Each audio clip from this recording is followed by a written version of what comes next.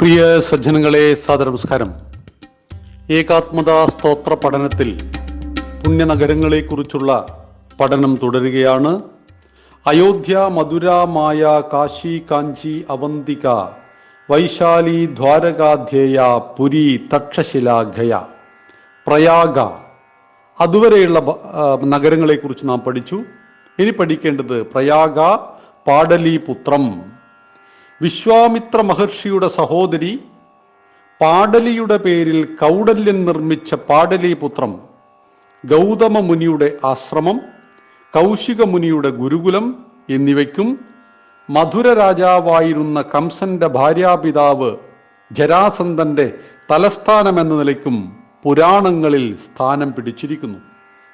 ഇന്ന് ബീഹാർ സംസ്ഥാനത്തിൻ്റെ തലസ്ഥാന നഗരിയായ പാറ്റ്ന എന്ന പാടലീപുത്രം നൂറ്റാണ്ടുകളോളം ഏഷ്യയുടെ തന്നെ ഏറ്റവും പ്രമുഖ നഗരമായിരുന്നു. ഇവിടെ തലസ്ഥാനമാക്കി ചാണക്യ, ചന്ദ്രഗുപ്തന്മാർ സ്ഥാപിച്ച മൗര്യ സാമ്രാജ്യം അലക്സാണ്ടറുടെ കാലശേഷം വന്ന യവന്മാരെ ഭാരത അക്രമത്തിൽ നിന്നും പിന്തിരിപ്പിച്ചു.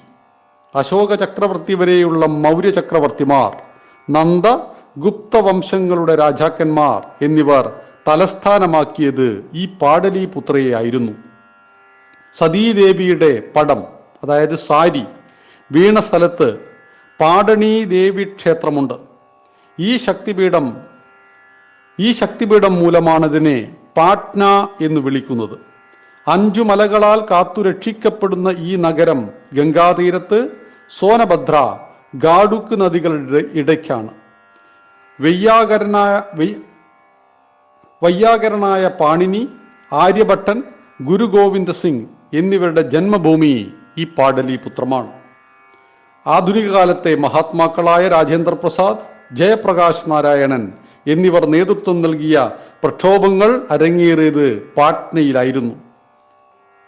ജലമൃഗസമ്പത്തിനാൽ സമൃദ്ധമായ പാടലീപുത്രം പുഷ്പസമൃദ്ധമായതിനാൽ കുസുമപുരമെന്നും അറിയപ്പെട്ടിരുന്നു. ഇവിടെ സന്ദർശിച്ച മഗസ്തനീസ് എന്ന ഗ്രീക്ക് സഞ്ചാരി 575 കാബൽ ഗോപുരങ്ങളും 64 കവാടങ്ങളുമുള്ള വിസ്തൃത നഗരമാണെന്ന് പാടലീപുത്രയെ വർണ്ണിച്ചു. പാടലീപുത്രം ഇന്നത്തെ ബീഹാറിൽ സ്ഥിതി ചെയ്യുന്ന ഭാരതത്തിൻ്റെ പൗരാണികമായ പുണ്യനഗരം. അടുത്തത് വിജയനഗരമാണ്. രാമായണത്തിലെ കിഷ്കിന്ധ കർണാടകത്തിലെ ഈ നഗരത്തിനു സമീപമാണ്. ആനാങ്കോദി എന്ന് ഈ പ്രദേശത്തിന് പേര് വന്നത് അംഗദനിൽ നിന്നാണ്. ബാലിയുടെ മകൻ. ധർമ്മരക്ഷയ്ക്ക് ഭഗവാൻ ശിവന്റെയും ശ്രീരാമന്റെയും അനുഗ്രഹം വേണമെന്ന് കരുതിയാവാം ഈ പ്രദേശം തിരഞ്ഞെടുത്തത്. കർണാടകയിലെ തുംഗഭദ്രാ നദീതീരത്ത് ഹരിഹരൻ, ബുക്കൻ സഹോദരന്മാർ 1336 വിജയനഗരം സ്ഥാപിച്ചു. ശൃംഗേരി മഠം ശങ്കരാചാര്യരും പരമവിദ്വാനുമായിരുന്ന മാധവ വിദ്യാരണ്യ സ്വാമികളുടെ നിർദ്ദേശപ്രകാരം ഹിന്ദുമത സ്ഥാപനങ്ങളുടെയും ശാസ്ത്രങ്ങളുടെയും രക്ഷയ്ക്കും അഭിവൃദ്ധിക്കും വേണ്ടിയാണ് വിജയനഗരം സ്ഥാപിക്കപ്പെട്ടത്. സ്വാമിജി ഒരിക്കൽ വനത്തിൽ കൂടി സഞ്ചരിക്കുമ്പോൾ ഒരു മുയലിനെ വേട്ടപ്പട്ടികൾ ഓടിക്കുന്നത് കണ്ടു. ഒരിടത്തെത്തിയതും മുയൽ തിരിഞ്ഞു നിന്നു ചീറി വേട്ടപ്പട്ടികളെ തുരത്തി. മുസ്ലിം അക്രമകാരികളെ ഭയന്നു പായുന്ന ഹിന്ദു സമൂഹത്തെ രക്ഷിക്കുവാൻ ഇന്നു തന്നെ തുടക്കം കുറിക്കണമെന്ന് സ്വാമിജി കരുതി. ഇതേ അവസരത്തിൽ സുൽത്താന്റെ സേനയിൽ നിന്നും പലായനം ചെയ്ത ഹരിഹരനും ബുക്കനും സ്വാമിയുടെ മുന്നിലെത്തി. ഹോയ്സാല ജമീന്ദാറിന്റെ മക്കളായിരുന്നു അവർ. 10 വർഷം കൊണ്ട് 5 ലക്ഷം പണിക്കാർ, 2 ലക്ഷം ആശാരിമാർ, 3 ലക്ഷം കാളവണ്ടികൾ എന്നിവ ചേർന്നാണ് വിജയനഗരം നിർമ്മിച്ചത്. അന്നിവിടെ 90,000 സൈനികരുണ്ടായിരുന്നു. രാജ്യസ്ഥാപനത്തിനു ശേഷം ഹരിഹരൻ രാജാവായും ബുക്കൻ സേനാപതിയായും വിദ്യാരണ്യൻ പ്രധാനമന്ത്രിയായും ചുമതലയേറ്റു. ചേര, പാണ്ഡ്യ, ചോള സാമ്രാജ്യങ്ങൾ, ഹൊയ്സാല, ആന്ധ്ര രാജ്യങ്ങളെല്ലാം വിജയനഗരത്തിൽ ലയിച്ചു ചേർന്നു. ഈ സാമ്രാജ്യം 1636 വരെ നിലനിന്നു.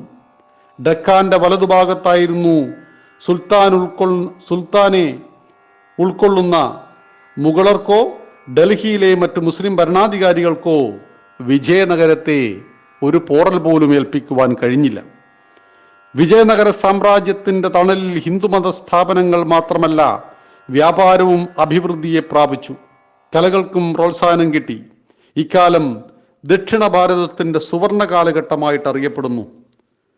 സംഗമ വംശത്തിനു ശേഷം തുലുവംശം വിജയനഗരം കേന്ദ്രമാക്കി ഭരണമേറ്റു. ഈ വംശത്തിലെ കൃഷ്ണദേവരായൻ ഏറ്റവും പ്രസിദ്ധനായ ഭാരതീയ രാജാക്കന്മാരിൽ ഒരാളാണ്. വൈഭവകാലത്ത് വിജയനഗര സാമ്രാജ്യം ബർമ്മ വരെയും ഇന്നത്തെ മ്യാൻമാർ, ഇന്തോനേഷ്യ വരെയും വ്യാപിച്ചിരുന്നു. അന്ന് 11 ലക്ഷം സൈനികരും നല്ല നാവിക പടയും വിജയനഗര സാമ്രാജ്യത്തിനുണ്ടായിരുന്നു. 1565 ഉത്തരഭാരതത്തിലെ 5 സുൽത്തനത്തുകൾ ഒന്നായി വിജയനഗര രാജാവായിരുന്ന രായരോട് എതിർത്തു. സ്വന്തക്കാരുടെ ഒറ്റുകൊടുക്കൽ കാരണം രാമരായൻ തോറ്റു. എങ്കിലും രാജാവായി തുടർന്നു. ഹംപി നഗരത്തെ സുൽത്താൻമാരുടെ സേന തകർത്തു. അവിടെ 4 മാസം തീയെരിഞ്ഞുകൊണ്ടിരുന്നു. വൻ ജനസംഹാരവും കൊള്ളയടിയും നടന്നു. ഒരു സേനാപതി 1500 ആനകളുടെ പുറത്ത് ഏറ്റിയാണ് വൻ സ്വത്ത് ഹംപിയിൽ നിന്നും മാറ്റിക്കൊണ്ടുപോയത് എന്ന് ചരിത്രം പറയുന്നു. നശിച്ച ഹംപി നഗരത്തിന്റെ പൂർവ്വവൈഭവത്തിന്റെ അടയാളമായി വിരൂപമാക്കപ്പെട്ട ക്ഷേത്രങ്ങൾ ഇന്നും അവിടെ സ്ഥിതി ചെയ്യുന്നു. ഇന്ന് ഹംപി ലോക പൈതൃക പട്ടികയിൽപ്പെടുന്ന സ്ഥലമാണ്. തളിക്കോട്ട യുദ്ധത്തിനു ശേഷം ദുർബലമായ വിജയനഗര സാമ്രാജ്യം 1636 വരെ തുടർന്നു. മൈസൂർ രാജ്യം, മധുരയിലെ നായ്ക്കന്മാർ എന്നിവർ അതിനുശേഷവും വിജയനഗര സാമ്രാജ്യത്തിന്റെ ബാക്കിയായി നിലനിന്നു. മദ്രാസ് പട്ടണം പണിയാൻ ബ്രിട്ടീഷുകാർക്ക് ഭൂമി പണയം കൊടുത്തത് വിജയനഗര രാജാക്കന്മാരായിരുന്നു. മൈസൂർ രാജ്യം 1947 വരെ ഉണ്ടായിരുന്നു. ഗ്രീക്ക്, അറബിക്ക്, പോർച്ചുഗൽ സഞ്ചാരികൾ വിജയനഗരത്തെ വർണ്ണിച്ചിരുന്നു. സജ്ജനങ്ങളെ, വിജയനഗരം പോലുള്ള സാമ്രാജ്യങ്ങൾ കൊണ്ടാണ് ഭാരതത്തിൻ്റെ സനാതന ധർമ്മം ഒരു പരിധിവരെ ഇന്നും ജീവിച്ചിരിക്കുന്നത്. എപ്പോഴെല്ലാം നമ്മുടെ ധർമ്മത്തിനെതിരെ അതിക്രമങ്ങൾ നടന്നുവോ അപ്പോഴെല്ലാം പല പല രാജാക്കന്മാരും പല രാജവംശങ്ങളും നമ്മുടെ ഋഷി പരമ്പരയും സമാജവും എല്ലാം ചേർന്ന് ആ ധർമ്മത്തെ സംരക്ഷിച്ചു. 5 സുൽത്താൻമാർ ഒന്നിച്ചു ചേർന്നിട്ടാണ് വിജയനഗര സാമ്രാജ്യത്തെ തോൽപ്പിച്ചതും 1500 ആനകളെ ഉപയോഗിച്ചുകൊണ്ട് അവിടുത്തെ സ്വത്തുകൾ കൊണ്ടുപോയി എന്ന് പറയുമ്പോൾ എത്ര സമ്പൽ സമൃദ്ധമായിരുന്നു നമ്മുടെ ഓരോ രാജ്യങ്ങളും എന്ന് മനസ്സിലാക്കുക. ഇത് കണ്ടിട്ടാണ് എല്ലാവരും ഭാരതത്തെ ആക്രമിച്ചത്. 947 ഓഗസ്റ്റ് 15 സായിപ്പി മണ്ണ് വിട്ട് പോകുന്നത് വരെ 2300 വർഷക്കാലത്തെ നിരന്തരമായ ആക്രമണം ഭാരതത്തിന് നേരിടേണ്ടി വന്നത്. ഭാരതം സമ്പൽ സമൃദ്ധമായിരുന്നു. എന്നിട്ടും ഈ സംസ്കാരത്തെ തകർക്കുവാൻ കഴിഞ്ഞില്ല എന്ന് പറയുന്നത് അത്ഭുതകരമാണ്. ഇന്നും 80% ഹിന്ദു എന്ന് വിളിക്കപ്പെടുന്ന ജനത അധിവസിക്കുന്ന ഭൂമിയായി ഭാരതം തുടരുന്നുവെങ്കിൽ അതാണ് ഈ സനാതന ധർമ്മത്തിൻ്റെയും ഇത്തരം സാമ്രാജ്യങ്ങളുമെല്ലാം തന്നെ നമ്മുടെ സനാതന ധർമ്മത്തിൻ്റെ നിലനിൽപ്പിന് വലിയ സംഭാവനകളെ ചെയ്തു. നന്ദി, നമസ്കാരം. വന്ദേ മാതരം.